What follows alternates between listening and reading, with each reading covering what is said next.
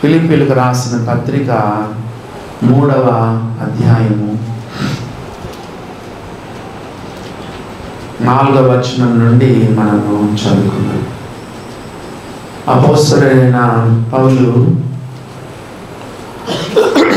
ఫిలిప్పీలకు రాసిన పత్రిక 3వ అధ్యాయము 4వ వచనం నుండి చదువుకుందాం.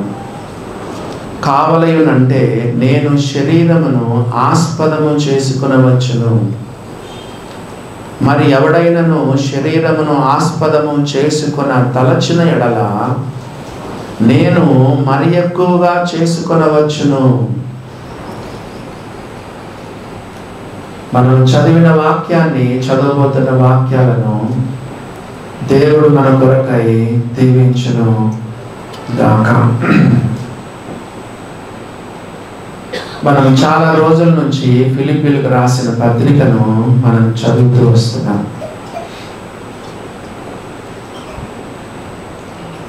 ఫిలిప్పీ 3వ అధ్యాయం 4వ వచనంలో ఏమంటున్నాడంటే, ఎవరైనా శరీరాన్ని ఆస్పదం చేసుకోవాలనుకుంటే నేను మరి ఎక్కువగా చేసుకోవచ్చు. కొంతమంది శరీరాన్ని ఆస్పదం చేసుకుంటారు. చెప్పమంటారా ఎగ్జాంపుల్స్? వీళ్ళేమనుకున్నారు, మేము యూదులము, అబ్రహాము సంతానం, మేము ధర్మశాస్త్రాన్ని ఆచరిస్తున్న వారం. పోయిన వారం విన్నట్లుగా సున్నతి ఆచరిస్తున్నాం. ఇంకా కొంతమంది ఏమంటారు తెలుసా, నువ్వేందయ్యా మాకు చెప్పేది, మా నాయన పాస్టరు, మా తాత పాస్టరు, మా తాత తాత కూడా పాస్టర్, మేము కన్వర్టెడ్ క్రిస్టియన్స్ కాదు, మేము ఎప్పుడు తరతరాల నుంచి మేము క్రైస్తవులము.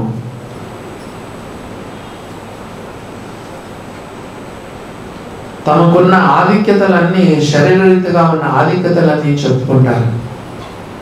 పౌలు ఏం చెప్పాడంటే, ఒకవేళ మీరు అలా చెప్పాలనుకుంటే నేను మరీ ఎక్కువ చెప్పగలను. పోయిన వారం 3వ వచనం మనం విన్నాం. ఏంటి 3వ వచనం చెప్పండి? శరీరాన్ని ఆస్పదం చేసుకోవద్దు, బాహ్యమైన వాటిని ఆస్పదం చేసుకోవద్దు. నేను క్రైస్తవ కుటుంబంలో పుట్టాను, నేను బాప్తిసం తీసుకున్నాను, నేను రొట్టెరసం తీసుకుంటున్నాను, నేను కానుకేస్తున్నాను, నేను వారానికి 2 సార్లు ఉపవాసం ఉంటాను. This is called religion. మతంలో ఉండద్దు.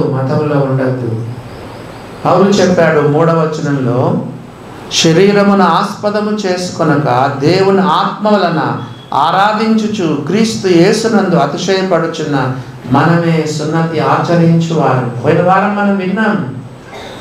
4వ వచనంలో పౌలు చెప్తున్నాడు, ఎవడైనా శరీరమును ఆస్పదము చేసుకొన తలచిన ఎడల నేను మరి ఎక్కువగా చేసుకొనవచ్చును. 5వ వచనంలో పౌలు శరీరాన్ని ఎలా ఆస్పదం చేసుకుంటున్నాడో 7 విషయాలు ఉన్నాయి. 7 విషయాలు చూడండి. పౌలు శరీరాన్ని ఆస్పదం చేసుకునే 7 విషయాలు కింద చదువుతున్నాను చూడండి. నంబర్ 1, 8వ దినమున సున్నతి పొందితిని. నంబర్ 2, చెప్పండి. నంబర్ 1, 8వ దినమున సున్నతి పొందితిని. నంబర్ 2, ఇశ్రాయేలు వంశపు వాడను. నంబర్ 3, బెన్యామీను గోత్రములో పుట్టిన వాడను. నంబర్ 4, హెబ్రీల సంతానమైన హెబ్రీయుడను. 5వదిగా ధర్మశాస్త్ర విషయము పరిసయుడను. 6వదిగా ఆసక్తి విషయము సంఘమును హింసించువాడను.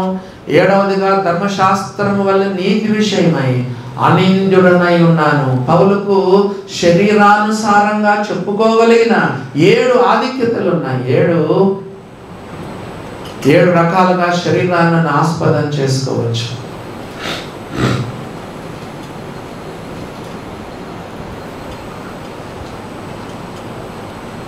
మొట్టమొదటిగా ఇశ్రాయేలుకు సంబంధించి చెప్తున్నాడు. ఇశ్రాయేలుకు సంబంధించి నేను ఒక ఇశ్రాయేలీయుడను అని చెప్పుకునే దానికి కొన్ని విషయాలు చెప్పాడు. ఏమేమి చెప్పాడు చూడండి. ఫస్ట్ది ఏంటి? 8వ దినమున సున్నతి పొందితిని. అందరూ సున్నతి పొందుతారా? ప్రపంచంలో ఉన్న వాళ్ళంతా? యూదులు మాత్రమే సున్నతి పొందుతారు. కాబట్టి ఇశ్రాయేలు వాడను అనే దానికి గుర్తుగా శరీరాన్ని ఆస్పదం చేసుకుంటే ఏమంటున్నాడు? 8వ దినం సున్నతి పొందితినాను. రెండవదిగా చూడండి, నేను ఇశ్రాయేలు సంతపు వాడను అని చెప్పాడు. మూడవదిగా చూడండి, బెన్యామీను గోత్రములో పుట్టాను. బెన్యామీను గోత్రము చాలా గొప్ప గోత్రం. సౌలు కూడా బెన్యామీను గోత్రంలో, సౌలు రాజు బెన్యామీను గోత్రంలో పుట్టినవాడు.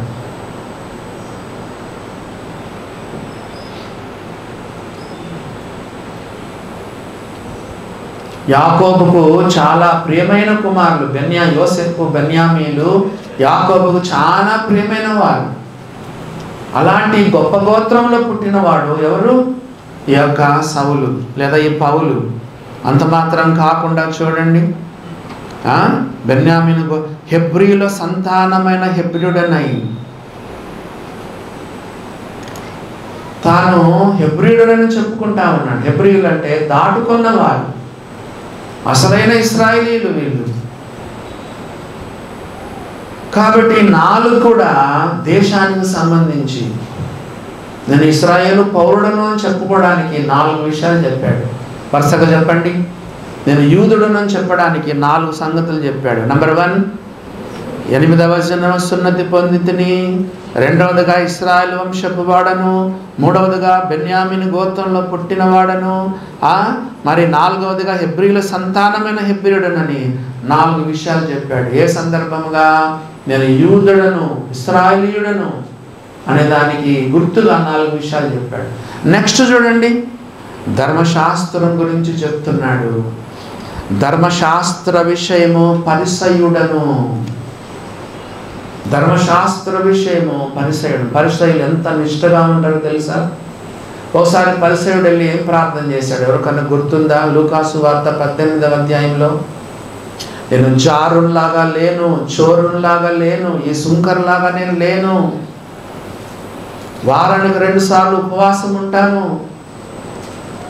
నా యొక్క ఆస్తి, నేను నా సంపాదన అంతట్లో 10వ భాగం నీకు ఇస్తున్నాను.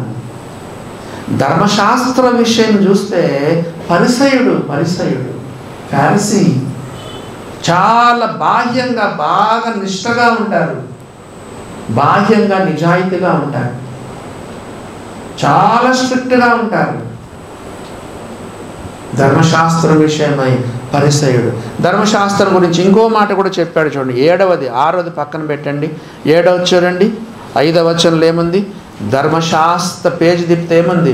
ధర్మశాస్త్ర విషయము, ధర్మశాస్త్రం వల్ల నీతి విషయము అనింద్యుడను.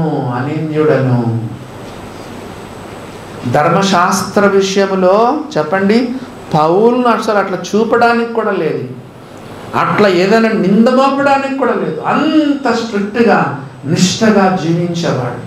ఒక 2 వచనాలు మీకు చూపించాలని ఇష్టపడుతున్నాను. అపోస్తుల కాలం గ్రంథంలో చూడండి. అపోస్తుల కాలం గ్రంథము 22వ అధ్యాయము 3వ వచనం. అపోస్తుల కాలం గ్రంథము 22వ అధ్యాయము 3వ వచనం చదువుతున్నాను. అపోస్తుల కాలం గ్రంథం 22వ అధ్యాయము 3వ వచనం. నేను కిలికియాలోని తార్సులో పుట్టిన యూదుడను, అయితే ఈ పట్టణములో గమలీయేలు పాదముల యొద్ద పెరిగి మన పితరుల ధర్మశాస్త్ర సంబంధమగు విషయమందు నిక్షితుడు. రీసెర్చ్ చేశాడు, స్కాలర్. శిక్షితుడు అంటే ఏం చెప్పండి? Is a great scholar. ధర్మశాస్త్రం ఇన్ అండ్ అవుట్ తెలిసిన వాడు, కంఠాపాఠం. ధర్మశాస్త్రం అంటే ఎవరికి? పౌలుకు. గమలీయేలు పాదాల దగ్గర చదివినవాడు. కేంబ్రిడ్జ్ విశ్వవిద్యాలయం కేంబ్రిడ్జ్ యూనివర్సిటీ ఎట్లుంటుంది ఈ రోజుల్లో? మీకు అర్థమయ్యేటట్టు చెప్తున్నాను. నారాయణ, ఇంకోటి ఏంటి? చైతన్య కదా. స్కూల్స్ ఎట్లుంటాయి చెప్పండి? పొద్దు నుంచి రాత్రి వరకు చదవడం. కొంతమంది బట్టి కొట్టిస్తారు కదా, చదువు. గమలీయేలు పాదాల దగ్గర చదవడం అంటే సామాన్యం కాదు. కోటీశ్వర్ల పిల్లలు మాత్రమే, ధనికుల పిల్లలు మాత్రమే గమలీయేలు పాదాల ద్వారా చదవగలిగిన వారు. ధర్మశాస్త్రము వలన, ధర్మశాస్త్ర సంబంధము నిష్ఠ యందు శిక్షితుడు, నిష్ఠ కలిగినటువంటి వాడు. అందుకే ధర్మశాస్త్రం వలన నీతి విషయమై అనింద్యుడని రాయబడింది. 26వ అధ్యాయం ఇదే అపోస్తలుల కార్యాల గ్రంథం 26వ అధ్యాయము 5వ వచనం చదువుతున్నాను. 26వ అధ్యాయము 5వ వచనం చూడండి. వారు మొదటి నుండి నన్ను ఎరిగిన వారు కనుక సాక్ష్యమిచ్చుటకు వారికి ఇష్టమైతే నేను మన మతములోని బహునిష్టగల తెగను అనుసరించాడు. ఎవరు? పౌలు చాలా నిష్టగా ఉండేటువంటి వాడు. ధర్మశాస్త్రము వలన నీతి విషయమై ఏ తప్పు పట్టడానికి వీలు లేదు పౌలు విషయంలో. దేవుని బిడ్డలారా, నేను ఇశ్రాయేలు వాడను లేదా యూదుడు అన్నదానికి 4 విషయాలు చెప్పాడు. చెప్పండి చూద్దాం. నంబర్ 1, 8వ దినమున సున్నతి పొందితిని. నంబర్ 2, ఇశ్రాయేలు వాడను. నంబర్ 3, బెన్యామీను గోత్రములో పుట్టిన వాడను. నంబర్ 4, హెబ్రీల సంతానమైన హెబ్రీయుడను. అది నేను యూదుడను అని చెప్పడానికి 4 కారణాలు చెప్పాడు. నెక్స్ట్ ధర్మశాస్త్ర విషయంలో 2 విషయాలు చెప్పాడు. ఏమని చెప్పాడు చెప్పండి? ధర్మశాస్త్రం విషయమే నేను పరిసయుడను, అది నంబర్ 1. రెండవదిగా ధర్మశాస్త్రం గురించి ఏం చెప్పాడు? ధర్మశాస్త్రం నీతి విషయమై నేను అనింద్యుడను, ఒక్క తప్పు కూడా నేను చేయట్లేదు ధర్మశాస్త్రం గుండా అని తన స్వనీతిని చెప్తున్నాడు. ఆ తర్వాత ఆఖరి కారణం, 4 అయిపోయినాయి, మళ్ళీ 2 అయిపోయినాయి. ఇంకెన్నున్నాయి చెప్పండి? 7లో 1 ఉంది. అదేంటో చూడండి. మొత్తం 7 కదా, ఆయనకున్న ఆధిక్యతలు 7 కదా. శరీరాన్ని ఆస్పదం చేసుకున్న 7 విషయాల్లో 4 ఏమో దేనికి సంబంధించి? నేను యూదుడిని సంబంధించి చెప్పాడు. 2 విషయాలేమో ధర్మశాస్త్రం గురించి చెప్పాడు. ఇంకా ఆఖరిగా 1 మిగిలిపోయింది. చూడండి, ఏంటది? చెప్తాడు ఎవరైనా? ఆసక్తి విషయమై సంగమును హింసించువాడనై. ఆసక్తి విషయంలో ఎన్నో వచనం అది? 6వ వచనం. ఆసక్తి విషయము సంఘమును హింసించిన వాడు. ఎందుకు సంఘాన్ని హింసించాడంటే అమాయకంగా ఏమనుకున్నాడంటే యేసు ప్రభు దేవుడు కాదు, యెహోవాయే దేవుడు. యేసు ప్రభు దేవుడు కాదు, యెహోవాయే దేవుడు అని అలాగా అమాయకుడుగా ఉండి సంఘాన్ని భయంకరంగా హింసించినాడు. చదవండి, కొన్ని వచనాలు చదువుతారా? అపోస్తలుల కార్యాల గ్రంథంలో 7వ అధ్యాయంలో చూడండి. సౌలును చంపుతుంటే ఏం చేశాడు? సమ్మతించినాడు. 7వ అధ్యాయము 60వ వచనం. అపోస్తలుల కార్యాల గ్రంథం 7వ అధ్యాయము 60వ వచనం లాస్ట్ లైన్ చదవండి. సౌలు అతని చావునకు సమ్మతించెను. సౌలు అతని చావునకు సమ్మతించను. 8వ అధ్యాయము అపోస్తలుల కార్యాలు 8వ అధ్యాయం 3వ వచనం. సౌలైతే ఇంటింట చొచ్చి పురుషులను స్త్రీలను ఈడ్చుకొని పోయి. పురుషులను ఎట్లా ఈడ్చుకొని పోతారు చెప్పండి? పురుషులను ఎలా ఈడుస్తారు ఎప్పుడైనా తెలుసా మీకు? కాలర్ పట్టుకుంటారు. తెలీదా మీకు? ఎప్పుడైనా పోలీసు వాళ్ళు చెప్పండి, నేరస్తులు ఏం చేస్తారు? కాలర్ పట్టుకొని ఈడ్చుకొని వెళ్తారు. ఆడవాళ్ళు అయితే ఎట్లా ఈడ్చుకుంటారు చెప్పండి? జుట్టు పట్టుకుంటారు. పౌలు అలాగా చూడండి, ఆసక్తి విషయము సంఘమును హింసించువాడు. ఎక్కడైనా ఇలా మీటింగ్ జరుగుతుందని చెప్పితే అధికార పత్రాలు తీసుకొని వచ్చి చెప్పండి, సౌలైతే ఇంటింట చొచ్చి, ఇంటింట ఎక్కడెక్కడ కాటేజ్ మీటింగ్లు జరుగుతున్నాయో, గుంపులుగా ఎక్కడెక్కడ మీటింగ్లు జరుగుతున్నాయో ఇంటింట చొచ్చి పురుషులను స్త్రీలను ఈడ్చుకొని పోయి చెరసాలలో వేయించి సంఘమును పాడు చేయుచుండెను. చెప్పండి, సంఘమును పాడు చేయుచుండెను. ఎంత భయంకరంగా ఉన్నవాడు చూడండి. 9వ అధ్యాయం 1వ వచనం. అపోస్తలుల కార్యాల గ్రంథం 9వ అధ్యాయము 1వ వచనం.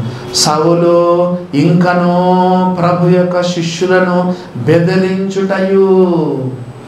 సౌలు ఏం చేసేవాడు? ప్రభు శిష్యులను బెదిరించుటయు. చెప్పండి ఇంకా హత్య చేయుటయును. ఎంతమందిని చంపినాడు? హత్య చేయుటయును. ఇంకా చూడండి ఏమని రాయబడిందో, తనకు ప్రాణాధారమైనట్టు, తనకు ప్రాణాధారమైన ప్రధాన యాజకుని యొద్దకు వెళ్ళి ఈ మార్గమందున్న పురుషులనైనను స్త్రీలనైనను కనుగొనిన ఎడల వారిని బంధించి యెరూషలేమునకు తీసుకొని వచ్చుటకు దమస్కులోని సమాజముల వారికి పత్రికలు ఇమ్మని అడిగి ఆ పత్రికలు తీసుకొని వెళ్తా ఉన్నాడు. ఎవరు? ఈ యొక్క సౌలు అనబడిన పౌలు. ఆసక్తి విషయము సంఘమును హింసించువాడనై అని తప్పుగా కనపడలేదు. ఎందుకు? యెహోవాయే దేవుడు, యెహోవాయే దేవుడు. యేసుక్రీస్తు దేవుడు కాదు. యేసు ప్రభుని అర్థం చేసుకోలేదు. 22వ అధ్యాయము అపోస్తలుల కార్యాల గ్రంథం 22వ అధ్యాయము 4-5 వచనాలు చదువుతాం. ఇదే అపోస్తలుల కార్యాల గ్రంథము 22వ అధ్యాయము 4వ వచనము 5వ వచనం చదవండి. ఈ మార్గంలోనున్న పురుషులను స్త్రీలను బంధించి చెరసాలలో వేయించుచు మరణము వరకు హింసించి తిని,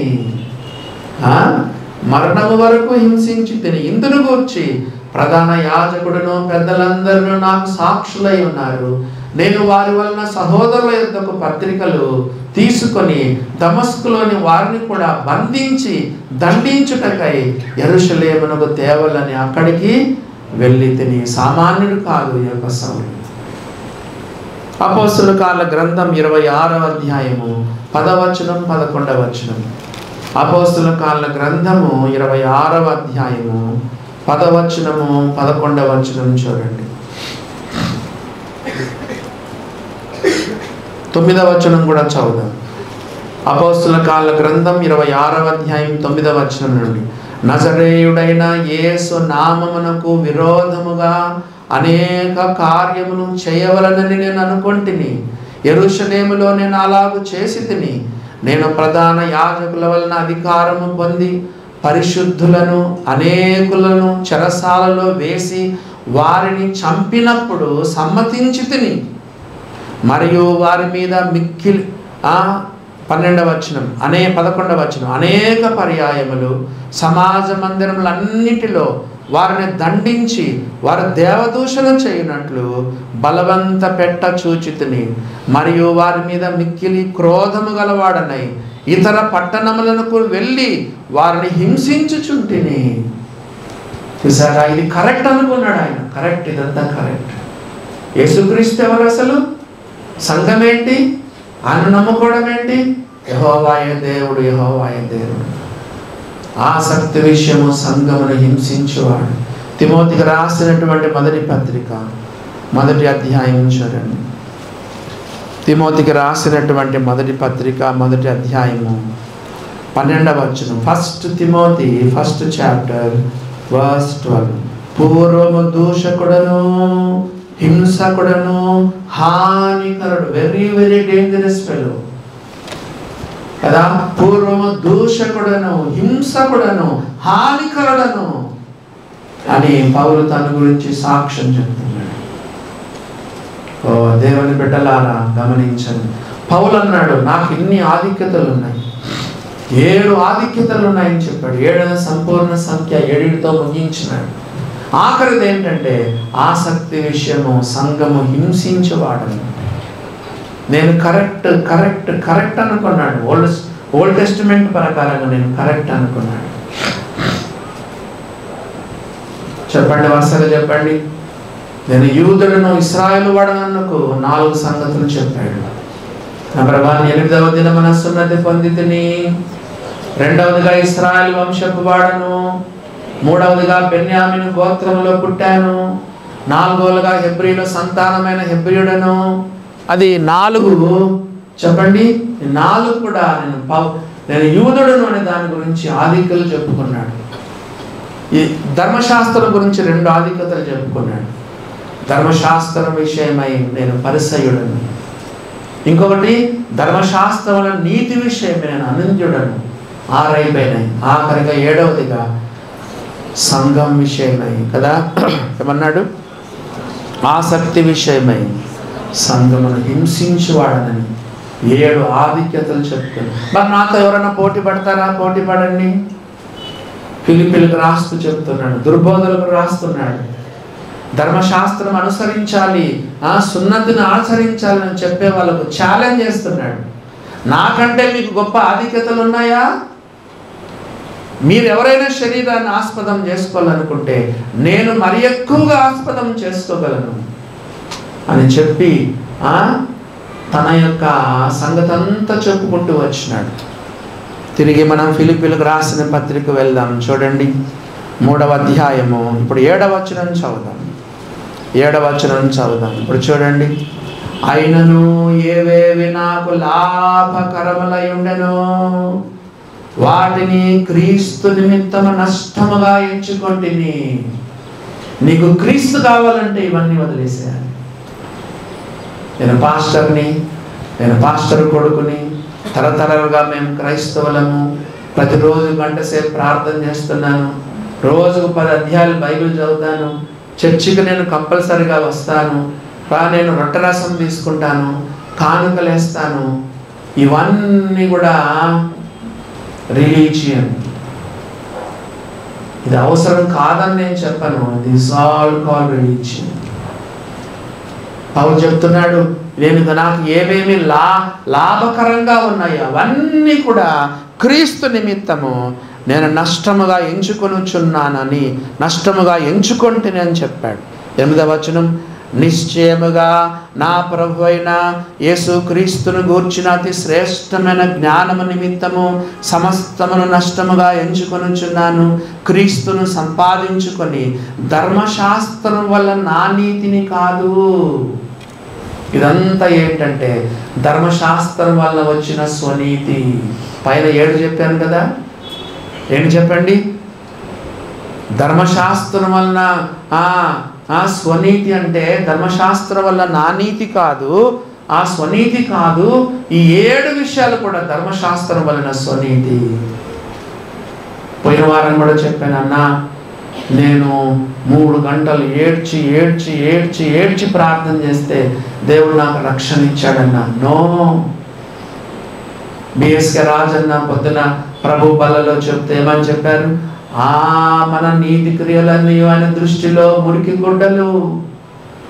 మన మంచే దేవుని దృష్టిలో మురికి గుడ్డలు అయితే ఇంకా మన పాపం దేవుని దృష్టిలో ఎంత భయంకరంగా ఉంటుందో చూడండి. పౌలు అన్నాడు, ఇవన్నీ ఒక పక్కన నాకు లాభమే కానీ క్రీస్తు నిమిత్తం నష్టంగా ఎంచుకున్నా. నా స్వనీతి కాదు. ఈ 7 నాకు అసలు పనికే రావు. 7 ఏం పనికి రావు. ధర్మశాస్త్రం వలన నా నీతిని కాక క్రీస్తు నందలి విశ్వాసం వలన నీతి. ఇదండి దేవుడు తన నీతిని మన మీద ఆరోపింపజేసినాడు. అన్నీ వదిలేసుకున్నాడు. లాస్ట్లో ఏం చెప్పాడో చూడండి. లాస్ట్లో మనం కిందికి మరలా వెళ్తాము. 11వ వచనం లాస్ట్లో ఏమన్నాడు తెలుసా? పెంట 11వ వచనం లాస్ట్లో ఏం చూడండి. సమస్తమును నష్టపరుచుకొని వాటిని పెంటతో సమానంగా. ఇదంతా 7 విషయాలు ఏంటో తెలుసా? డంగ్. పెంట అంటే తెలుసండి? పెంటను మనం అసహించుకుంటాము.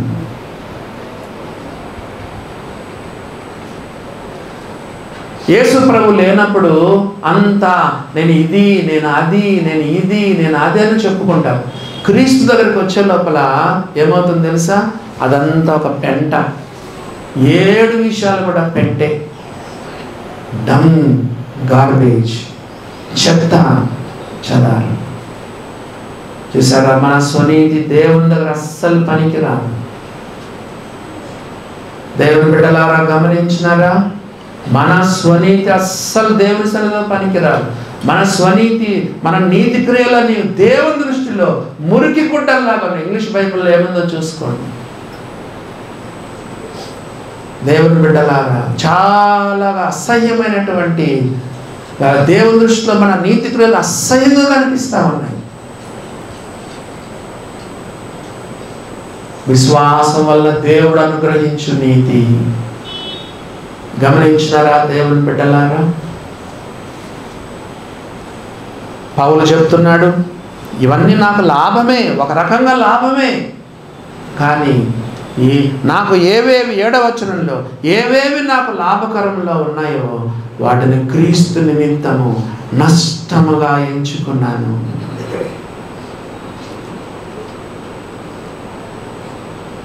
ఇవన్నీ నేను పోగొట్టుకుంటున్నాను, క్రీస్తు కొరకు పోగొట్టుకుంటాను. నాకు ధర్మశాస్త్రముల నీతి వద్దు, ఇక దేవుడు క్రీస్తు యేసునందు నాకు అనుగ్రహిస్తున్న ఆ నీతే నాకు కావాలి. నా స్వనీతి నాకు వద్దు, 7 విషయాలు నాకు వద్దు అని పౌలు చెప్తున్నాడు. మనలో ఎవరైనా శరీర విషయంలో అతిశయిస్తున్నామా? పోయిన వారం మనం విన్నాము. అన్నా నేను రోజుకు 2 గంటలు ప్రార్థన చేసుకుంటానన్నా, అన్నా రోజుకు నేను 10 అధ్యాయాలు చదువుతున్నానన్నా, అన్నా నేను దేవుని కానుక ఎంత ఇస్తాను తెలుసాగా నీకు?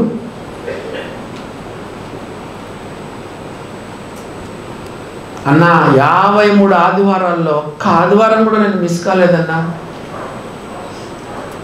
ఏ ఆదివారం, ఒక్క ఆదివారం కూడా నేను రొట్టె రసం తీసుకోకుండా ఉండలేదన్నా.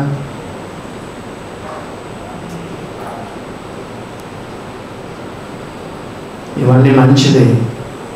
రిలీజియన్ వేరు, రైచియస్నెస్ వేరు కదా. This all called religion. మంచిదే, చర్చికి రావాల్సిందే, ప్రతి ఆదివారం రావాల్సిందే, బైబిల్ చదవాల్సిందే, ఆ వాక్యం చదవాల్సిందే, మరి ప్రార్థన చేసుకోవాల్సిందే, దేవునికి ఇవ్వాల్సిందే, రొట్టెరసం తీసుకోవాల్సిందే, దేవుని సేవ చేయాల్సిందే. ఇవన్నీ ముఖ్యమే, కానీ దాని ద్వారా నీకు రక్షణ లేదు. Religion are righteousness?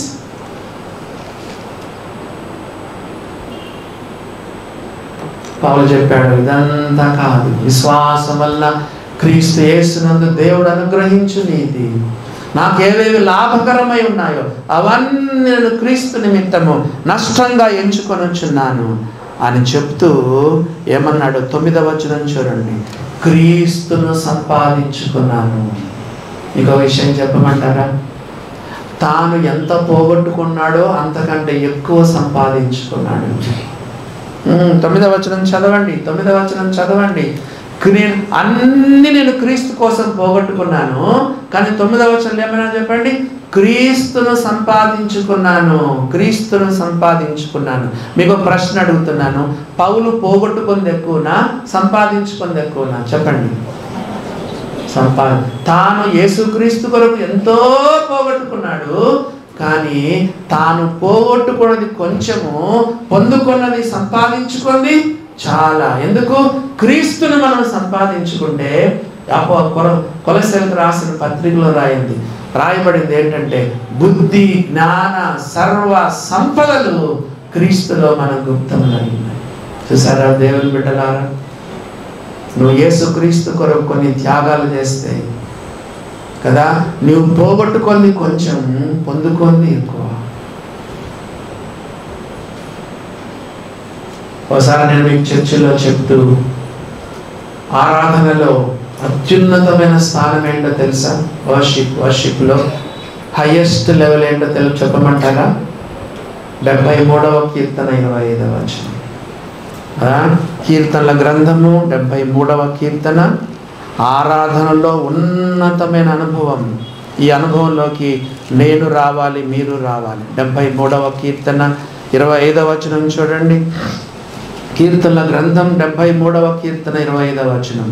ఆకాశమందు నీవు తప్ప నాకెవరున్నారు? యేసయ్యా, యేసు ప్రభువా, ఆకాశమందు నీవు తప్ప నాకెవరున్నారు? నెక్స్ట్ చూడండి, నీవు నాకు ఉండగా ఈ లోకములో ఏది నాకు అక్కర్లేదు. పౌలు చెప్తున్నాడు, ఈ 7 ఆధిక్యతలు నాకొద్దు, 7 ఆధిక్యతలు నాకొద్దు, శరీరాన్ని నేను ఆస్పదం చేసుకోను, ఈ 7 ఆధిక్యాలు నాకు వద్దు, నేను నష్టం చేసుకుంటాను. ఏవేవి నాకు లాభకరంగా ఉంటాయో అవన్నీ క్రీస్తు కొరకు నేను నష్టం చేసుకుంటాను. 9వ వచనంలో క్రీస్తును సంపాదించుకుంటాను, క్రీస్తును సంపాదించుకుంటాను. 73వ కీర్తన 25వ వచనం. యేసయ్యా, ఆకాశమందు నీవు తప్ప నాకెవరున్నారు? చెప్పండి. నీవు నాకుండగా, చెప్పండి, లోకమునది ఏది నాకు అక్కర్లేదు. చెప్తావా? నీవు నీ గుండెల మీద చేయి పెట్టుకొని ఈ మాట చెప్పగలిగితే, then you are a true worshipper. ప్రభువా, ఈ లోకములో నాకేమద్దయ్యా, ఈ లోకములో నాకేమద్దు. I desire nothing beside you, Lord. I desire nothing beside you, Lord. ఆకాశమందు నీవు తప్ప నాకెవరున్నారు? ఈ భూలోకమందు నీవు తప్ప నాకు ఎవరున్నారు? నీవు నాకుండగా నాకేమద్దు స్వామి, నాకేమద్దు, నాకేమద్దు. ఫిలిప్పీ 7వ అధ్యాయం 3వ అధ్యాయం 9వ వచనంలో క్రీస్తును సంపాదించుకొని, క్రీస్తును సంపాదించుకొని. ఏం సంపాదించుకోవాలనుకుంటున్నాడో చూడండి. ఏమేమి సంపాదించుకోవాలనుకుంటున్నాడు చెప్పండి. ఏమేమి సంపాదించుకోవాలనుకుంటున్నాడో చూడండి. 8వ వచనం చదువుతున్నాను. ఏమి సంపాదించుకోవాలనుకుంటున్నాడు? ఫిలిప్పీ 3వ అధ్యాయం 8వ వచనం. నిశ్చయముగా నా ప్రభువైన యేసు క్రీస్తును గూర్చిన అతి శ్రేష్టమైన జ్ఞానాన్ని సంపాదించుకోవాలనుకుంటున్నాను. ఈ 7ను పోగొట్టుకుంటాను. నాకున్న 7 ఆధిక్యతలు. వినండి, వినండి. నా వచ్చిపోయేవారిని చూడద్దు, వచ్చిపోయేవారిని చూడద్దు. సండే స్కూల్ పిల్లలు వస్తున్నారు, వాళ్ళని చూడాలి. దేవుని బిడ్డలారా గమనించండి. 7 నేను పోగొట్టుకుంటాను, కానీ నాకేం కావాలి తెలుసా? 8వ వచనం. నా ప్రభువైన యేసు క్రీస్తుని గురించి అతి శ్రేష్టమైన జ్ఞానం నాకు కావాలి. దీన్ని నేను సంపాదించుకోవాలనుకుంటున్నాను. మరి యేసు ప్రభుని గురించిన జ్ఞానం ఎంతవరకు సంపాదించుకున్నాం? యేసుక్రీస్తును గూర్చిన జ్ఞానం అంటే ఏంటో చెప్పమంటారా? Knowing Christ intimately. యేసుక్రీస్తుని గురించి అతి శ్రేష్టమైన జ్ఞానం అంటే అర్థం ఏంటంటే నోయింగ్ క్రైస్ట్, క్రీస్తుని ఎరగడం, క్రీస్తుని ఎరగడం.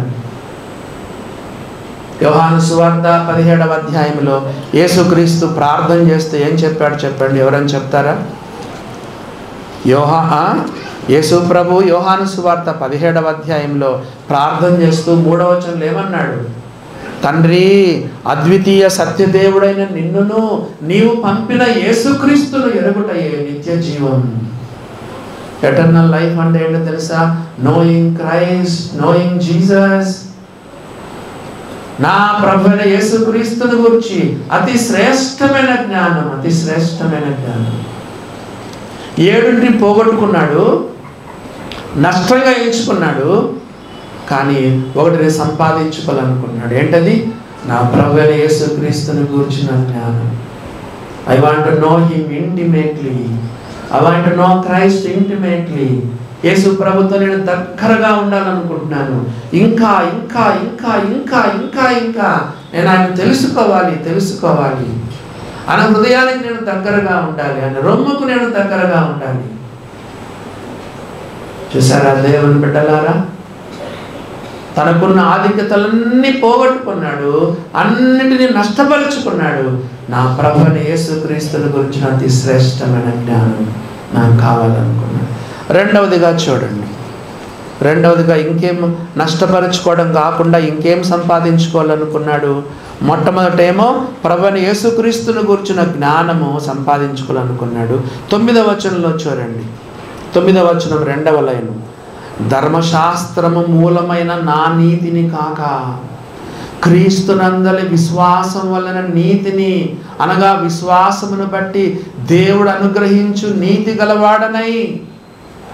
రెండవదిగా విశ్వాసం వలన దేవుడు అనుగ్రహించే నీతిని పొందుకోవాలనుకున్నాడు. చూసారా? 7 విషయాలు నష్టపోయినాడు దేవుని కొరకు, 7 విషయాలు దేవుని కొరకు వదిలేసుకున్నాడు. పెంటతో సమానంగా ఎంచుకున్నాడు, నష్టంగా ఎంచుకున్నాడు, డంగులాగా ఎంచుకున్నాడు, గార్బేజ్ లాగా ఎంచుకున్నాడు.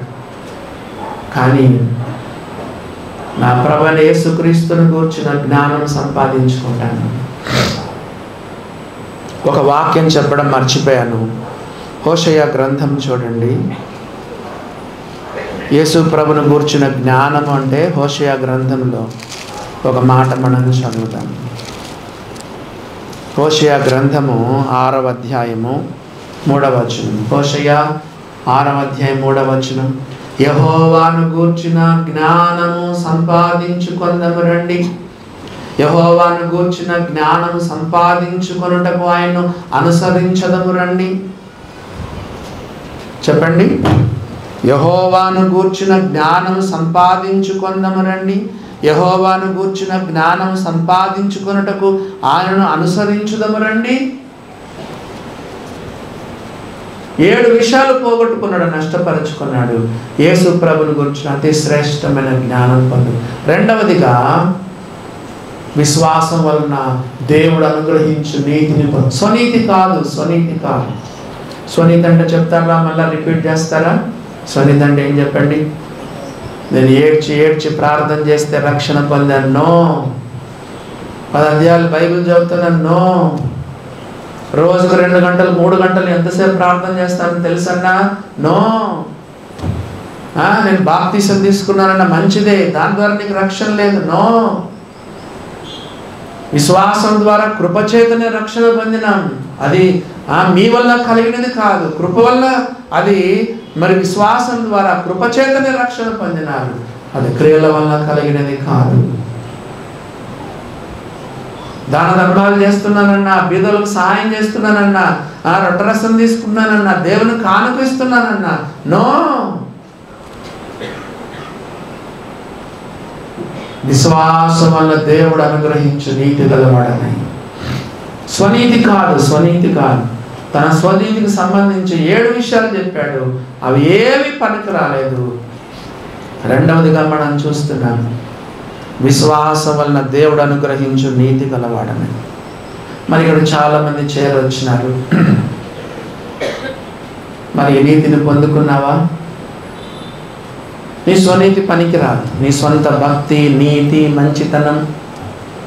అసలు భక్తిలో పోల్చుకుంటే నాకు తెలిసినంత మటుకు యేసు ప్రభు తర్వాత ఇంక ఎవరు పనికిరారు పౌలు ముందర. ధర్మశాస్త్రం నీతి విషయమై అనింద్యుడు. ఓల్డ్ టెస్టిమెంట్ ప్రకారంగా పూర్తి పరిశుద్ధుడు ఎవరు? పౌలు. నీ స్వనీతి అస్సలు పనికిరాదు. మరి ఏ నీతి పనికి వస్తుంది?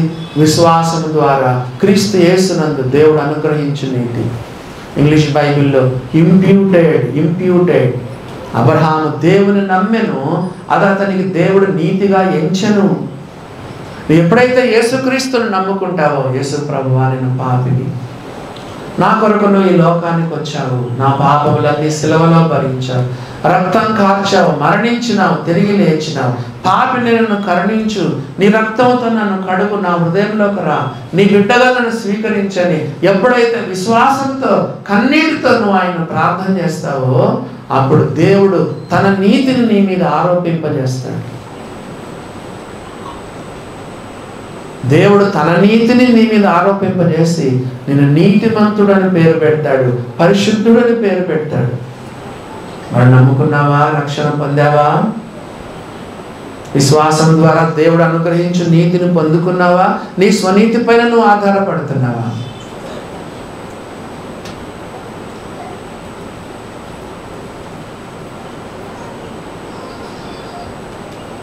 దేవుని కొరకు తన స్వనీతి అంతా వదిలేసుకున్నాడు. 7 విషయాలు, 2 పొందుకున్నాడు. ఏమేమి చెప్పండి? నెంబర్ 1, ప్రభువైన యేసుక్రీస్తుని గురించిన అతి శ్రేష్టమైన జ్ఞానము సంపాదించుకోవడానికి ఇష్టపడ్డాడు. రెండవదిగా అవన్నీ పోగొట్టుకున్నాడు. విశ్వాసం ద్వారా దేవుడు అనుగ్రహించు నీతిని, విశ్వాసం ద్వారా దేవుడు అనుగ్రహించు రీతిని పొందుకున్నాడు. మూడవదిగా చూడండి, మూడవదిగా మనం చూస్తే ఫిలిప్పీలకు రాసిన పత్రికలోనే 3వ అధ్యాయంలో 10వ వచనం చదువుతున్నాను. ఏ విధము చేతనైనను మృతుల్లో నుండి నాకు పునరుత్థానము కలగాలి. చూసారా? Spiritual resurrection, not physical resurrection. మరి పుష్ప రాజేశ్వరమ్మ గారు అక్క ప్రభు సన్నిధికి వెళ్ళారు. ఆమె దేహాన్ని పాతి పెట్టారు కదా. యేసు ప్రభు 2వ రాకడలో ఆమె లేస్తారు. నిజంకంటే ఆమె దేహము మహిమ దేహముతో లేస్తారు. అది యాక్చువల్ రెజరెక్షన్. కానీ ఇక్కడ పౌలు చెప్తుంది ఏంటి? స్పిరిచువల్ రెజరెక్షన్ కదా. ఏంటి చెప్పండి? పౌలు చూడండి, ఇన్ని పోగొట్టుకున్నాడు కదా, తన ఆధిక్యతలను వదిలేశాడు కదా, తన స్వనీతినంతటిని నష్టంగా ఎంచుకున్నాడు కదా, పెంటగా ఎంచుకున్నాడు కదా. అందుకొరకు ఏం పొందుకోవాలనుకున్నాడు, ఏం సంపాదించుకోవాలనుకున్నాడు? చూడండి పదవచనం, ఏ విధము చేతనైనా మృతుల్లో నుండి నాకు పునరుత్థానం కలగాలి. పునరుత్థానం ఎప్పుడు వస్తుంది చెప్పండి? ఎవరైనా చెప్తారా? ఒక వ్యక్తి చచ్చిపోతే కదా పునరుత్థానం వచ్చేది. డై టు సెల్ఫ్ కదా. నీ స్వార్థానికి చనిపో, అహం స్వయం స్వార్థం చనిపోవాలి. పౌలు ఏమన్నాడు? నేను క్రీస్తుతో కూడా సిలువ వేయబడి ఉన్నాను, ఇక నువ్వు జీవించేవాడు నేను కాను. చస్తే కదా పునరుత్థానం వచ్చేది. నువ్వు ఎక్కడ చచ్చినావు? ఎవరైనా ఏమన్నా అంటే మాట అంటే బా ఎంత పౌరుషం, బుస్సుమని పైకి లేస్తావు. చెప్పండి, చచ్చిపోయినావా నీవు? చస్తే కదా మన పునరుత్థానం వచ్చేది మనకి. Die to self. మన చర్చిలో మనం ఏం వింటాం? ఎవడైనాను యేసుక్రీస్తును వెంబడించాలనుకున్నవాడు, యేసుప్రభువే చెప్పాడు, if anyone wants to follow me, let him deny himself, let him take up his cross and follow me. ప్రతిరోజు నువ్వు సిలువ మోయాలంటే ప్రతిరోజు you have to die to self. ప్రతిరోజు నువ్వు స్వార్థానికి చనిపోవాలి. ఎప్పుడైతే నువ్వు ఆత్మీయంగా చచ్చిపోతావో నీలో పునరుత్థాన శక్తి, చచ్చితేనే కదా పునరుత్థానం వచ్చేది. ఒక గోధుమ గింజ, యేసుప్రభువే చెప్పాడు, గోధుమ గింజ భూమిలో పడి చావకుంటే ఒంటిగానే ఉంటుంది. ఎప్పుడైతే గోధుమ గింజ చచ్చిపోతుందో, విత్తనం చచ్చిపోతుందో, ఆ విత్తనంలో నుండి ఏమొస్తుంది? మొలక. నిగనిగలాడుకుంటా ఫ్రెష్గా ఒక మొలక భూమిలో నుండి పైకి వచ్చేస్తుంది. Die to self. స్వార్థానికి చనిపో. నీవనే వ్యక్తి చనిపో కదా.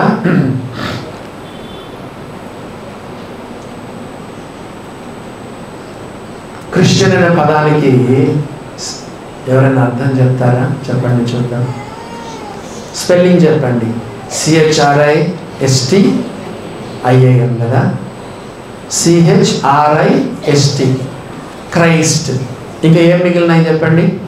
IAN మిగిలిన. I ఫర్ నేను. I అంటే నేను. యాన్ అంటే, ఏ అంటే యామ్. ఎన్ అంటే not. Christ, I am not. Christian అంటే అర్థం చెప్పండి. క్రీస్తు క్రీస్తు క్రీస్తు, యేసు యేసు యేసు, క్రీస్తు క్రీస్తు క్రీస్తు, ఐ యామ్ నాట్. నేను కాదు జీవించేది. క్రిస్టియన్ అంటే CHRIST, అది క్రైస్ట్ అంటే క్రీస్తు. I అంటే నేను. మరి ఏ అంటే యామ్, AM యామ్. ఎన్ అంటే నాట్, ఐ యామ్ నాట్. చూసారా దేవుని బిడ్డలారా? ఎప్పుడైతే నువ్వు సెల్ఫ్కు చచ్చిపోతావో నీలో పునరుత్థాన శక్తి వస్తుంది. యేసుప్రభు యొక్క జీవం నీ మధ్య శరీరంలో అనుభవిస్తావు. పౌలు చెప్తున్నాడు, నేను 7 క్రీస్తు కొరకు నష్టంగా ఎంచుకుంటాను. I'm dying for my self కదా. I'm dying for self. నేను ఇప్పుడు పునరుత్థాన శక్తి నేను పొందుకుంటాను. నాకు ఏ విధము చేతనైన మృతుల్లో నుండి పునరుత్థానం కలగవలనని. ఇంకా చూడండి, ఆయన మరణ విషయంలో సమాన అనుభవం. భక్తులకు ఎందుకు రోగాలు వస్తాయి చెప్పండి? నేను చాలా మంది దైవ సేవకులను చూశాను. మహాభక్తులకు రోగాలు, కష్టాలు, మంచంలో పడతారు, క్యాన్సర్లు, మరి భయంకరమైన కష్టాలు. పౌలను చదవండి, ఇంటికలు చదువుకోండి. బాబా ఎన్ని కష్టాలు. ఆయన ఏ రోజు మారు మనసు పొందాడో అదే రోజు ఆయన అనేక శ్రమలు అనుభవిస్తాడని ఉంది. కావాలంటే చదవండి. అపోస్తలుల కార్యాల గ్రంథం 9వ అధ్యాయంలో దేవుడు అననీయతో అన్నాడు. చూడండి, ఏ రోజు రక్షణ పొందాడో ఆ రోజే పౌలు గురించి దేవుడు చెప్పాడు అననీయతో.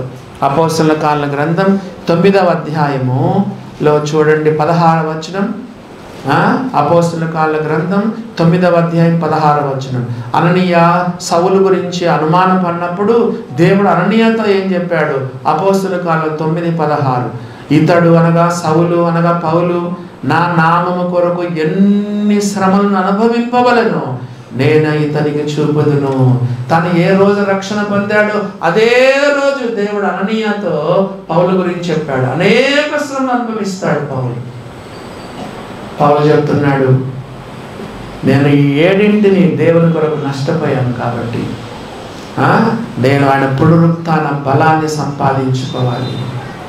ఏ విధము చేత నేను మృతుల్లో నుండి నాకు పునరుత్థానం కావాలి. ఆయన మరణములో సమానానుభవం పొందాలి. ఆయన మరణములో సమానానుభవం. బాబా ఎలాంటి పదాలు ఉపయోగిస్తున్నాడో చూడండి. విశ్వాసి, ఇలాంటి విషయాలు నువ్వు ఒప్పుకుంటావా? నేను ఈ ప్రార్థన అనేక సార్లు చేశాను. ప్రభువా, ఏ విధము చేతనైనా నాకు ఇవన్నీ బైబిల్లో మాటలు మన జీవితంలో అనుభవంలోకి రావాలి. ఈ మాటల్లో ప్రార్థన చేయాలంటే నీ గుండె ధైర్యం ఉండాలి. విశ్వాసులు సుఖానికి అలవాటు పడ్డారు కదా. పౌలు చేస్తూ చూడండి ఎట్లా కోరుకుంటున్నాడు, నీ మరణములో నాకు సమానానుభవం కావాలి ప్రభువా. ఇంకా చూడండి ఇంకేమని చెప్పాడు, ఆయన మరణ విషయంలో సమానానుభవం గలవాడనై ఆయన వాడు పునరుత్థాన బలమును ఎరుగు నిమిత్తము. ఆయన వాడు ఆ పవర్ ఆఫ్ హిస్ రెజరెక్షన్ కదండి, ఆయన పునరుత్థాన బలము నా శరీరంలో నేను ఎరగాలి. అందుకే ఎన్ని కష్టాలు వచ్చినా, కష్టాలు ఓడిపోయినాయి కానీ పౌలు గెలిచినాడు. 1, 2 బాబా ఎన్ని. 2 కొరింథీ 11వ అధ్యాయం ఇంటికెళ్ళి చదువుకోండి. 2 కొరింథీ 11వ అధ్యాయం ఆఖరి వచనాలు చదువుకోండి. ఎన్ని కష్టాలు పౌలు ముందర, కష్టాలన్నీ లొంగిపోయినాయి. దేవుడు పౌలుకు పునరుత్థాన బలాన్ని దేవుడు ఇచ్చినాడు కదా. ఆయన మరణ విషయంలో సమానానుభవం గలవాడనై ఆయన పునరుత్థాన బలమును ఎరుగు నిమిత్తమును ఆయన శ్రమలలో పాలివాడగుట ఎట్టిదో నిమిత్తము. ఆయన శ్రమలలో పాలివాడగుట ఎట్టిదో ఎరుగు నిమిత్తమును కదా. The fellowship of his sufferings. ఆయన శ్రమలలో పాలివాడు కావడానికి ఇష్టపడినాడట. చూడండి ఎంత గొప్ప భాగ్యం. ఓ విశ్వాసి, శ్రమల గుండా వెళ్తున్నావంటే ఆయన శ్రమలలో దేవుడు నీకు పాలి పంపులు ఇచ్చినాడు. గొప్ప భాగ్యం ఇది. ఆయన శ్రమలలో పాలివాడగుట ఎట్టిదో ఎరుగు నిమిత్తము. ఈ ప్రసంగం చేయాలంటే మాటలు సరిపోదు, అందుకే దాటిపోతున్నాడు. ప్రతి విశ్వాసి యొక్క అనుభవంలోకి రావాలి. ఆయన శ్రమలలో పాలివాడగుట ఎట్టిదో నిమిత్తం. The fellowship of his sufferings. Yesu ప్రభుతో ఇంకా లీనమైపోవడం అన్నమాట కదా. ఫెలోషిప్ అంటే ఏంటి? యేసుక్రీస్తులో మనం కలిసిపోవడం అన్ని విషయాల్లో కదా.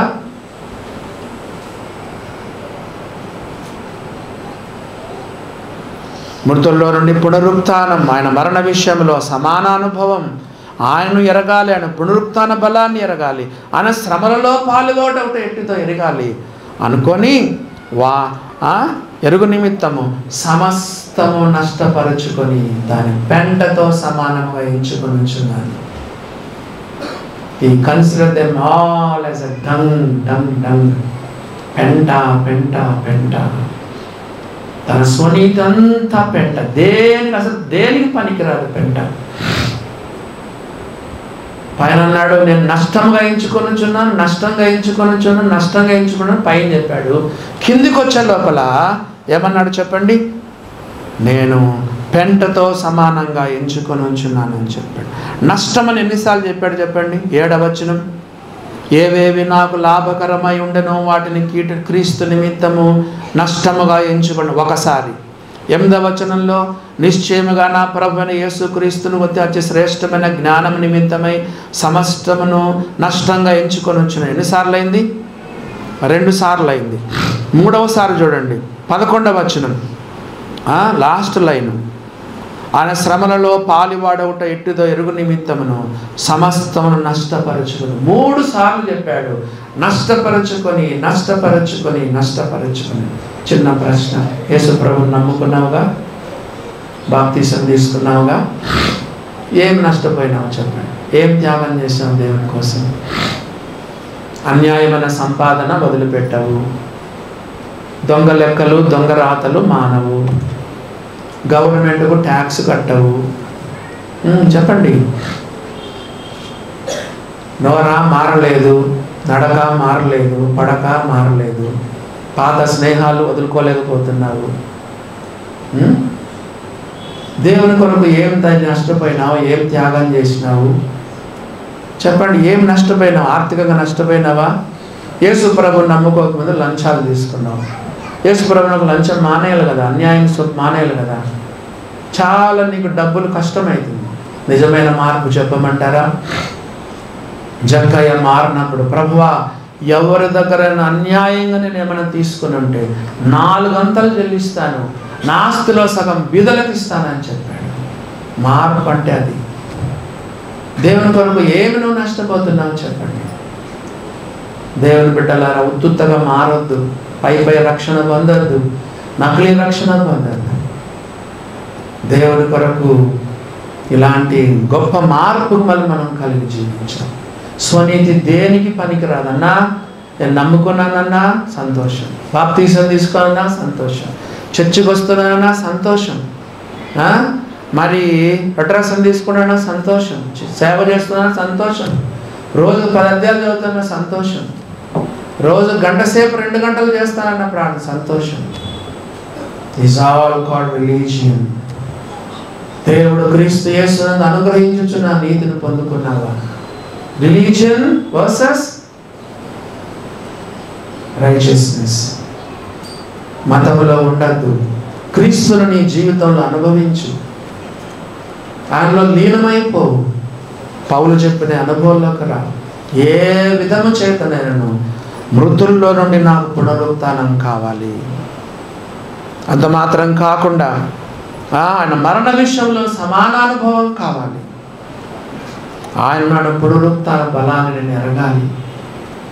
ఆయన శ్రమలలో పాలివాడవుట ఎట్టిదో ఆయన శ్రమలలో పాడివాడవుట ఎట్టిదో ఎరగాలి. నేను క్రీస్తు కొరకు నేను సమస్తము నష్టంగా ఎంచుకుంటాను అని చెప్పి యేసు ప్రభు పునరుత్థాన బలాన్ని సంపాదించుకున్నాడు. ఎవరు? ఇప్పుడు చెప్పండి.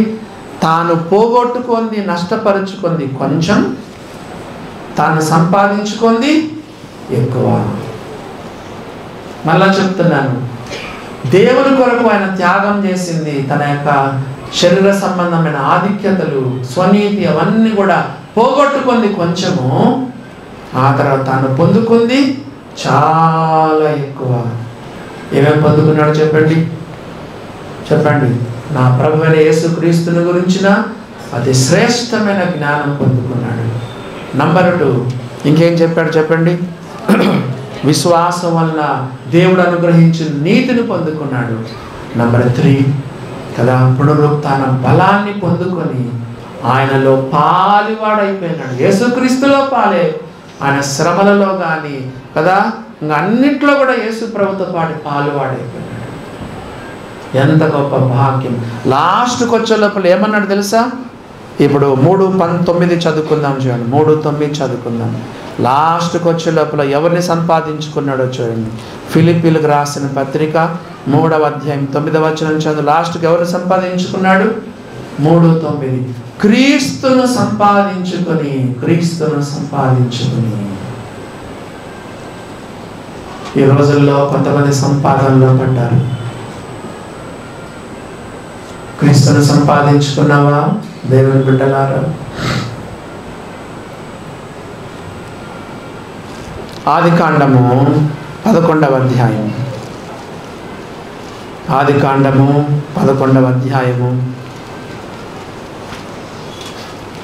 ఆదికాండం 11వ అధ్యాయము 4వ వచనం చదువుతున్నాను. మరియు వారు మనము భూమి అందంతటా చెదిరిపోకుండా ఒక పట్టణమును, ఆకాశమునంటూ శిఖరమును గల ఒక గోపురమును కట్టుకొని పేరు సంపాదించుకుందాం, పేరు సంపాదించుకుందాం. కొంతమందికి ఏం సంపాదించుకోవాలని? పేరు, పేరు, నేమ్ అండ్ ఫేమ్. పేరు ప్రఖ్యాతల కొరకు పాటుపడద్దు. దేవుని బిడ్డ, క్రీస్తును సంపాదించుకో, క్రీస్తును సంపాదించుకో. ఎందుకు? క్రీస్తులో అన్నీ ఉన్నాయి. బుద్ధి, జ్ఞాన, సర్వ సంపదలు క్రీస్తులో మనం గుప్తమై ఉన్నాయి. కొంతమంది పేరు పేరు పేరు పేరు కొరకు ఎంత పాటుపడతా ఉన్నారు. యాకోబు రాసిన పత్రిక 4వ అధ్యాయం, యాకోబు రాసిన పత్రిక 4వ అధ్యాయం 13వ వచనం చదువుకుందాం. యాకోబు రాసిన పత్రిక 4వ అధ్యాయము 13వ వచనం. నేడైనను రేపైనను ఒకానొక పట్టణములకు వెళ్ళి అక్కడ 1 సంవత్సరం ఉండి వ్యాపారము చేసి లాభము సంపాదించము రండని చెప్పుకొని వారులారా. పేరు సంపాదించుకునే వాళ్ళు ఒక గుంపు, ఒక బ్యాచ్. రెండో బ్యాచ్ చెప్పండి. లాభము సంపాదిద్దామని ఇంకో బ్యాచ్. వ్యాపారం చేయడంలో తప్పు లేదు. దుర్వ్యాపారం చేయకూడదు. డబ్బు పైన మనసు పోకూడదు. Loving the money and living for the money is very very dangerous.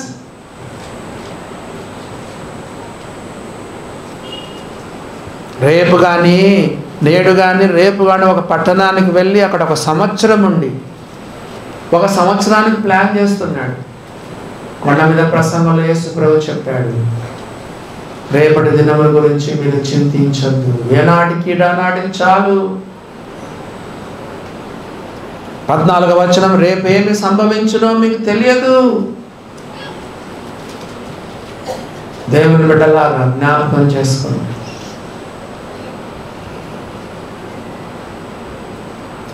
15వ వచనం, ప్రభు చిత్తమైతే మనం బ్రతికి ఉండి ఇది అది చేద్దామని చెప్పట్లేదు. వాళ్ళ నోట్లో నుంచి దేవుడనే పాటే లేదు. లాభం లాభం లాభం సంపాదించాలని చెప్పుకుని వారులారా, మీ జీవం ఏపాటిది, మీరు కొంతసేపు కనపడి అంతలో మాయమైపోవు. ఆవిరి వంటి వారే కదా. క్రీస్తులు సంపాదించుకున్నామా, లాభములు సంపాదించుకున్న పడిపోయినామా? రాజులు 2వ గ్రంథం 5వ అధ్యాయము, రాజులు 2వ గ్రంథము 5వ అధ్యాయం 26వ వచనం చదువుతున్నాను. రాజులు 2వ గ్రంథము 5వ అధ్యాయం 26వ వచనం. ఎలీషా గెహజీతో, ఆ మనుష్యుడు తన రథము దిగి నిన్ను ఎదుర్కొనుటకు తిరిగి వచ్చినప్పుడు నా మనసు నీతో కూడా రాలేదా? గెహజీ, ద్రవ్యమును, వస్త్రములను, ఒలివ చెట్ల తోటలను, ద్రాక్ష తోటలను, గొర్రెలను, ఎడ్లను, దాసీలను సంపాదించుకున్నట్టుకు ఇది సమయమా? దేవుని రాకడ దగ్గరగా ఉంది. బాగానే ఇచ్చినాడు దేవుడు. నువ్వు బతకొచ్చు, నీ భార్య బిడ్డలు బతకొచ్చు, నీ మనవలు మనవరాలు కూడా బతకొచ్చు, అంతగా ఉంది. ఇంకా సంపాదన సంపాదన సంపాదన. ఏంటంట చెప్పండి? ద్రవ్యము, వస్త్రములు, ఒలివ తోటలు. ఒక తోట ఉంది, ఇంకా కొంటానే ఉంటావు. ఒక ఫ్లాట్ ఉంది, ఒక ఇల్లు ఉంది, కొనిందే కొనిందే కొనిందే కొనిందే కొనిందే కొనిందే. ద్రవ్యమును, వస్త్రములను, ఒలివ చెట్ల తోటలను, ద్రాక్ష తోటలను, గొర్రెలు, ఎడ్లను, దాసీలను సంపాదించుకున్నట్టుకు ఇది సమయమా? దేవుని బిడ్డలారా, జాన్ వెస్లీ డబ్బుల గురించి ఒక మాట చెప్పాడు కదా, కష్టపడి ఎంతైనా సంపాదించు, నీకు నీ భార్య బిడ్డల కొరకు ఎంత వీలైతే అంత తక్కువగా ఖర్చు పెట్టు. మూడవదిగా, ఎంత వీలైతే అంత ఎక్కువగా సేవింగ్ చెయ్యి. నాలుగవదిగా, ఎంత వీలైతే అంత ఎక్కువగా దేవుని సేవలో ఖర్చు పెట్టు. జాన్ వెస్లీ డబ్బుల గురించి ఏం చెప్పాడు చెప్పండి? 4 విషయాలు చెప్పాడు. నా బైబిల్లో రాసుకున్నాను కాబట్టి చెప్తున్నాను. నీతిగా, నిజాయితీగా ఎంతైనా సంపాదించు. నంబర్ 2, నీ కొరకు, నీ ఇంటి వారి కొరకు ఎంత వీలైతే, ఎంత అవసరమైతే అంతగా, ఎంత వీలైతే అంత తక్కువగా ఖర్చు పెట్టుకో. నంబర్ 3, ఎంత వీలైతే అంత ఎక్కువగా సేవింగ్ చెయ్యి. నెంబర్ 4, సేవింగ్ అయిన డబ్బు ఎక్కువగా దేవుని సేవలో ఖర్చు పెట్టు కదండి. ఈరోజు దేవుని రాకడ వస్తే నీవు సంపాదించినంతా ముగ్గిపాలైపోతుంది. మొత్తం పరలోక బ్యాంకు ట్రాన్స్ఫర్ చేయి. మన చర్చిలో బంగారం వేసుకోదని మనం బోధించాం. వేసుకోండి, పర్లేదు. బోడిగా ఉంటే ఇంకా ఎక్కువ చూస్తారు ఆడవాళ్ళు. ఏందబ్బా నీ కింద నుంచి పై వరకు చూస్తారు. మామూలుగా ఏదో చేతికి బోడిగా లేకుండా పై పైన పెట్టుకుని నీ వైపే చూడు కదా. వేసుకోండి. ఎక్స్ట్రాదంతా కొంతమంది కేజీలు బంగారం కదా, బీరువాల్లో బంగారం, బ్యాంకుల్లో బంగారం మొత్తం తీసుకెళ్ళి చర్చికి కదండి. దేవుని సేవలో వాడతాం. మరి అంతకుముందు కొంచెం బంగారం వేరే వాళ్ళు వేసింటే సిస్టర్లకే ఇచ్చినాం. పోండమ్మా పోయి అమ్ముకొని తీసుకురా పోండి అని. అవి అప్పుడే కొన్ని అమ్మినారు, ఇంకా కొన్ని అమ్మేటివి. మొత్తం తీసుకొచ్చి దేవునికి వేసేసాయి. సంపాదించుకునే సమయమా, కరోనా వచ్చిందే, దేవుని రాక దగ్గరగా ఉందే, ఏం చేస్తావు? అంతా వేస్ట్ అయింది. పరలోక బ్యాంకు ట్రాన్స్ఫర్ చేస్తే కదా అక్కడ దీనికి ఎంత మెప్పు, ఎంత బహుమానం ఉంటుందో మీరు చూడండి కదా. కాబట్టి ఏమేమి సంపాదించుకోకూడదో చూద్దాం. చెప్పండి. నెంబర్ 1 ఏమేమి సంపాదించుకోకూడదు? పేరు. నెంబర్ 2 లాభము. నెంబర్ 3 ద్రవ్యము, వస్త్రములు, తోటలు, దాసదాసీ జనము, అవి సంపాదించుకోకూడదు. మరి ఏం సంపాదించుకోవాలి? 2-3 రెఫరెన్స్. క్రీస్తును సంపాదించుకోవాలి. Very good. క్రీస్తును మనం సంపాదించుకోవాలి. ఇందాక హోషేయ గ్రంథము 6:3 చదువుకున్నాం కదా. యెహోవాను గూర్చిన జ్ఞానము సంపాదించుకొనుటకు ఆయన అనుసరించుదము రండి. 1 కొరింథీ 9:19. 1 కొరింథీ ఇంకేం సంపాదించుకోవాలో చూడండి. 1 కొరింథీ 9:19. నేను అందరి విషయము స్వతంత్రుడనై ఉన్నాను, ఎక్కువ మందిని సంపాదించుకొనుటకై అందరి నన్ను నేనే దాసునిగా చేసుకుంటుని. యూదులను సంపాదించుకొనుటకు యూదులకు యూదుని వలె ఉంటని, ధర్మశాస్త్రముకు లోబడిన వారిని సంపాదించుకొనుటకు నేను ధర్మశాస్త్రముకు లోబడిన వాడిని కాకపోయినను ధర్మశాస్త్రముకు లోబడిన వాని వలె ఉంటని. 19 ఎక్కువ మందిని సంపాదించాలి, ఎక్కువ మందిని సంపాదించాలి. ఒక ప్రశ్న, యేసు ప్రభు కొరకు ఒక్క వ్యక్తినైనా సంపాదించావా? చెప్పండి. ఒక్క వ్యక్తినైనా, ఒక్కరికైనా సువార్త చెప్పి ఒక్క వ్యక్తిని యేసు ప్రభువుకు సంపాదించావా? కనీసం ఒక వ్యక్తిని నీ తరపున చర్చకు తీసుకొచ్చినావా? మన సంఘం ద్వారా, మన సంఘంలో చెప్పబడే వాక్యాల ద్వారా. నిన్న కూడా నేను ఒంగోలుకు పోతే, నేను అద్దంకికి పోతే, అద్దంకిలో వాళ్ళని పిలవలేదంట ఆ మీటింగ్కి. అయ్యా, మీ యూట్యూబ్లో మీ వాక్యాలు విని మేము ఎంతో బలపడుతున్నాము, మిమ్మల్ని చూడ్డానికి వచ్చినామయ్యా అని చెప్పినారు. దేవుని బిడ్డలారా గమనించండి. ఒక్క వ్యక్తినైనా నువ్వు మన సంఘములో చెప్పబడేటువంటి వాక్యాల ద్వారా ఎంతో బలపడతారు. 100% నేను చెప్పగలను. మన సంఘంలో చెప్పే వాక్యం ద్వారా ఒక్క వ్యక్తిని నువ్వు, నీ ఫ్రెండ్ని ఎవరైనా సంఘానికి తీసుకొస్తే ఎంత బలపడతారు వాళ్ళు. ఒక ఆత్మను సంపాదించినవా ఒట్టి చేతులతో వెళ్ళిపోతారు. బైబిల్లో రాయబడిన దేవుడని యెహోవా సన్నిధిలో ఒట్టి చేతులతోనూ కనపడకూడదు. కొంతమంది కంగారు పడుతున్నారు. ఏం కంగారు పడద్దండి, త్వరగానే ముగిస్తాను. ఆ తర్వాత చూడండి ఏమని రాయబడిందో. యేసు ప్రభు కొరకు మనం ఎక్కువ మందిని సంపాదించాలని వాక్యములో మనం చూస్తున్నాం. 1-2 రెఫరెన్సులు చూసుకొని మనము ముగించుకుందాము.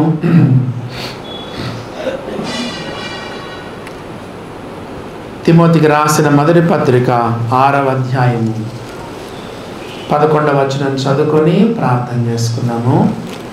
తిమోతికి రాసిన మొదటి పత్రిక 6వ అధ్యాయము 11వ వచనం చదువుకొని ప్రార్థన చేసుకున్నాం. దైవజనుడా, నీవైతే వీటిని విసర్జించి నీతిని, భక్తిని, విశ్వాసమును, ప్రేమను ఓర్పును సంపాదించుకొనుటకు ప్రయాసపడము. తిమోతి దైవజనుడా, సంపాదించుకో, ఇవి సంపాదించుకో. కానీ సంపాదించుకోకముందు నువ్వు విసర్జించాలి. ఏం విసర్జించాలి? 10వ వచనం చదవండి. 11వ వచనం పైన చదివాము. ఏం విసర్జించాలంటే 10వ వచనం చదవాలి. ఎందుకనగా ధనాపేక్ష సమస్తమైన కీడులకు మూలము.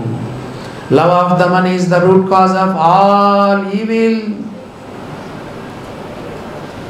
Love of money, not having the money, not having the money కదా. Having the money is not, తప్పేం కాదు అది.